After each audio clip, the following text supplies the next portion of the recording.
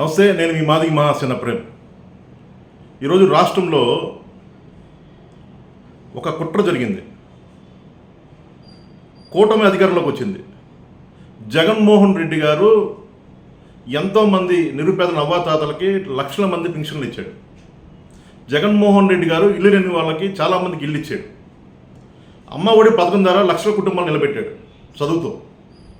ఎంతో మంచి పని చేసిన జగన్మోహన్ రెడ్డి గారు, పేదల కోసమే నిలబడ్డ జగన్మోహన్ రెడ్డి గారు ఓడిపోయినట్టు ఆశ్చర్యంగా లేదా? కనీసం ప్రతిపక్ష పాత్రలో కూడా జగన్మోహన్ రెడ్డి గారు నిల్చోడానికి అవకాశం లేదా?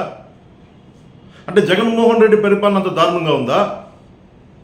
ఇది నమ్మటానికి ఆస్కారంగా ఉందా? జగన్మోహన్ రెడ్డి గారు చాలా మంచి పరిపాలన చేశాడని చెప్పేసి చాలామంది పేదలు మెచ్చుకున్నారు.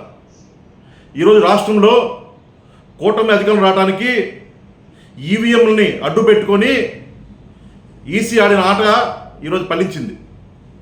ఈ సందర్భంగా కూడా చెబుతున్న ఈసీకి, మీరు ఎన్ని నియోజకవర్గాలు ఉన్నాయి, నియోజకవర్గాలు ఎన్ని ఓట్లు ఉన్నాయి, ఆ ఓట్లు ఎన్ని వచ్చినాయి, గెలిచిన వాళ్ళకి ఎన్ని వచ్చినాయి, ఓడిపోయినకి ఎన్ని వచ్చినాయి, మొత్తం కలిపితే ఓట్ల కన్నా ఎక్కువ ఉన్నాయా లేవని చెప్పేసి పరిశీలించిన అవసరం మీ మీద ఉంది.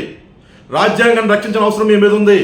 ఖచ్చితంగా జగన్మోహన్ రెడ్డి గారి పట్ల ఒక కుట్ర జరిగిందని సందర్భంగా తెలియపరుస్తా ఉన్నాం. జై జగన్, జై జగన్.